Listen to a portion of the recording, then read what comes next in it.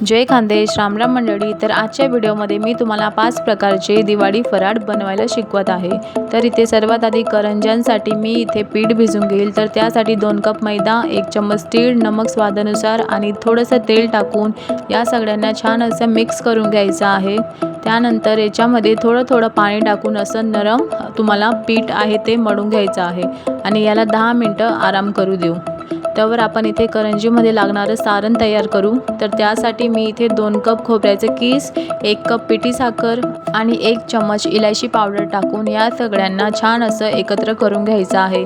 तर इथे करंजीसाठी सारण तयार आहे।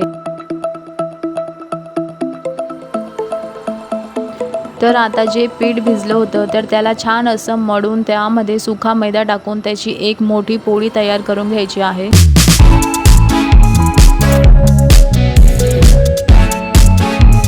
पोळी तयार केल्यानंतर तुम्ही अशी वाटी किंवा ग्लासच्या मदतीने असे छोट्या पुऱ्या जे आहेत ते कापून घ्यायच्या आहेत।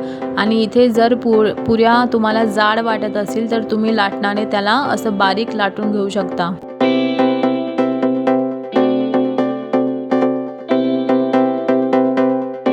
तर पुऱ्या मस्त अशा लाटून झाल्या आहेत। तर यामध्ये जे करंजीचं सारण तयार केलं होतं ते आपण यामध्ये भरून देऊ आणि छान असं दोघी साइडून याला दाबून छान असं करंजीचा जो आकार आहे तो देऊन द्यायचा आहे।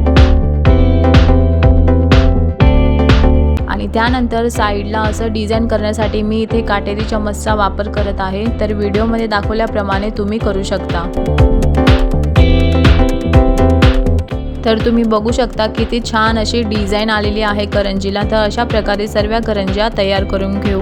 आता मी इथे साइडला तेल सुद्धा गरम करायला ठेवलं होतं। तर एक करून सगळं अशा करंज्या आहेत त्यांना खरपूस आपल्याला तळून घ्यायच्या आहेत। तुम्ही बघू शकता करंजी आहेत ते किती छान असे मस्त तयार झालेले आहेत। त्यांचा कलर सुद्धा छान असा दिसत आहे।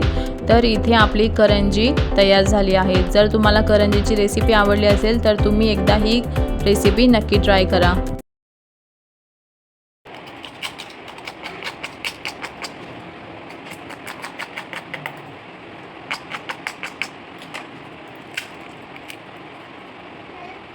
त्यानंतर इथे दिवाळीची दुसरी फराळ करू ज्याला चिरोटे असे म्हणतात। तर आधी जसं आपण करंजीसाठी मैद्याचं पीठ भिजवून घेतलं होतं तर त्याच प्रकारे तुम्हाला हे चिरोट्यांसाठी सुद्धा पीठ असं भिजवून घ्यायचं आहे। त्यानंतर मी याचे 3 गोळे केले आहे। तर एक गोळा घेऊन त्याची मोठी अशी पोळी लाटून सुका मैदा लावून छान अशी मोठी पोळी तयार करून घ्यायची आहे।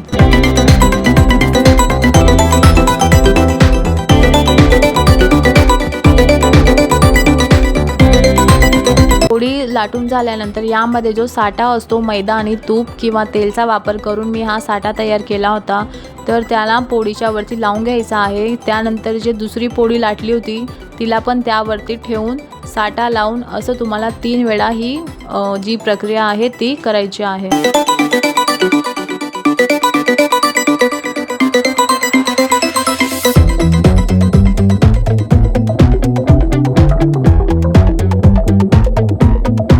तर आता तिघी पोळींवर साठा लावून झालेला आहे। तर तुम्ही बघू शकता व्हिडिओमध्ये मी याला वरच्या साईडला असं रोल करून घेत आहे आणि छान असं पसरून घेत आहे जेणेकरून आपल्या चिरोट्या आहेत त्यांना छान अशी लेयर दिसतील। व्हिडिओमध्ये दाखवल्याप्रमाणे तुम्हाला ही पद्धत करायची आहे। त्यानंतर मी इथे छोटे असे यांचे काप करून घेत आहे। त्यानंतर एक छोटंसं गोळा घेऊन तुम्हाला व्हिडिओमध्ये दाखवल्याप्रमाणे असं छान असं लहान पुऱ्या यांच्या तयार करून घ्यायच्या आहेत। तुम्ही बघू शकता किती छान अशा त्यांच्या ज्या कड्या आहेत त्या निघाल्या आहेत चिरोट्यांच्या। तर अशाच प्रकारे तुम्हाला पण करायच्या आहेत। तर मी इथे अशा प्रकारे सगळ्या ज्या चिरोट्या आहेत त्या लाटून घेत आहे। तुम्ही बघू शकता किती छान अशी लेयरवाली आपली चिरोटी तयार झालेली आहे। तर मी इथे अशा प्रकारे सर्व चिरोट्या तयार करून घेतल्या आहेत आणि इथे तेलामध्ये त्यांना छान असं गोल्डन ब्राऊन कलर येईपर्यंत तळून घ्यायच्या आहेत। तर इथे मस्त अशा चिरोट्या ज्या आहेत मी तळून घेतलेल्या आहेत। तर या चिरोट्या गरम असतील त्यावरच तुम्हाला जी पिठी साखर आहे ती टाकायची आहे, जेणेकरून त्या चिरोट्यांवर ही साखर जी आहे ती छान अशी चिपकेल आणि खायला सुद्धा हे मस्त नमकीन आणि गोड असं लागेल। तर इथे तयार आहे चिरोटी। त्यानंतर दिवाळी फराळ 3 करू, ज्याला नमकीन असं म्हणतात। तर इथे सेम पद्धत वापरून तुम्ही मैद्याचं पीठ जे भिजलं होतं तसंच भिजून घ्यायचं आहे आणि इथे एक गोळा घेऊन त्यावर सुका मैदा लावून छान अशी मोठी पोळी तयार करून घ्यायची आहे आणि चाकूच्या मदतीने तुम्हाला असे लांब लांब त्यांचे काप करून घ्यायचे आहेत। तुम्ही व्हिडिओमध्ये दाखवल्याप्रमाणे करू शकता।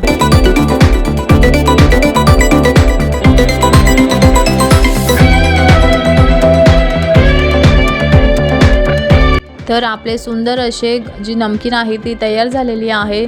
तर याला मी आता मस्त तेलमध्ये तळून घेत आहे। तुम्ही बघू शकता व्हिडिओमध्ये किती छान अशी आपली नमकीन जी आहे ती तयार झालेली आहे। तर खूप सोपी पद्धत आहे बनवायला। तर तुम्ही या दिवाळीला ही रेसिपी नक्की ट्राय करा। तर अशाच प्रकारे मी सगळ्या नमकीन ज्या आहेत ते छान असं तळून घेणार आहे।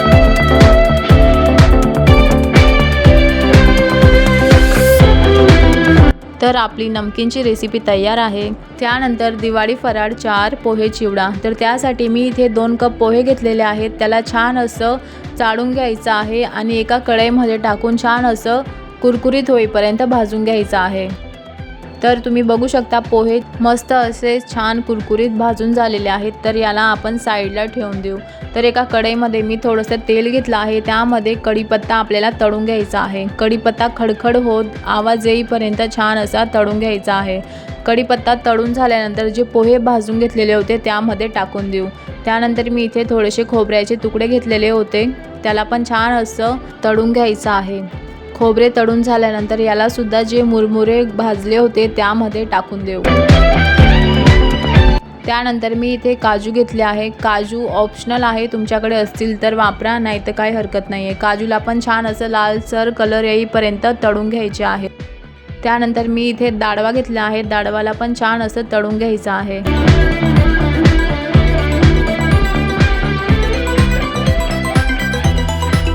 शेंगदाणे घ्यायचे आहेत, शेंगदाणेला पण छान असं तळून घ्यायचं आहे आणि जे पोहे भाजले होते त्यामध्ये या सगळ्या गोष्टी टाकायच्या आहेत।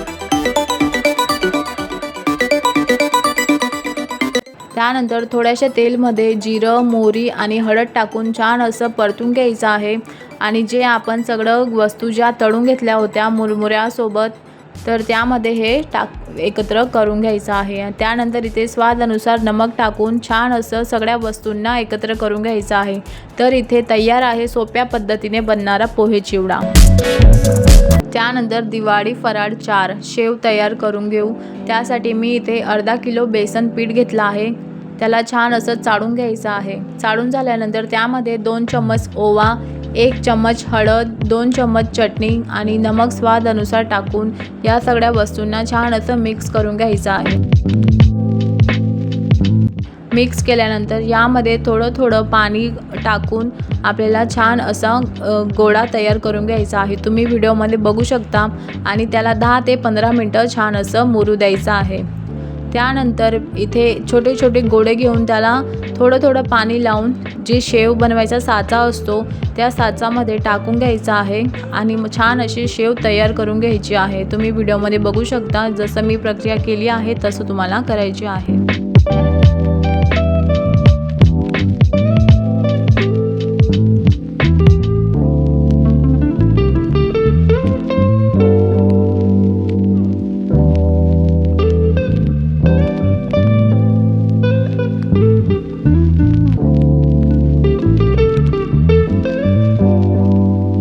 तर इथे शेव अशी मस्त तयार झालेली आहे। शेवला तुम्ही दोघी साईडून छान असं भाजून घ्यायचं आहे। शेव तयार झालेली आहे, तर हिला आपण काढून घेऊ। तर अशा प्रकारे 5 ज्या दिवाळी फराळ असतात त्या तयार झालेल्या आहेत। जर तुम्हाला माझा व्हिडिओ आवडला असेल तर माझ्या व्हिडिओला नक्की लाईक करा, शेअर करा आणि माझ्या चॅनलला सबस्क्राईब करायला विसरू नका। तर भेटू मग आपण अशाच नवीन नवीन व्हिडिओमध्ये। माझ्या व माझ्या परिवाराकडून तुम्हाला सगळ्यांना दिवाळीच्या खूप खूप शुभेच्छा। Bye bye.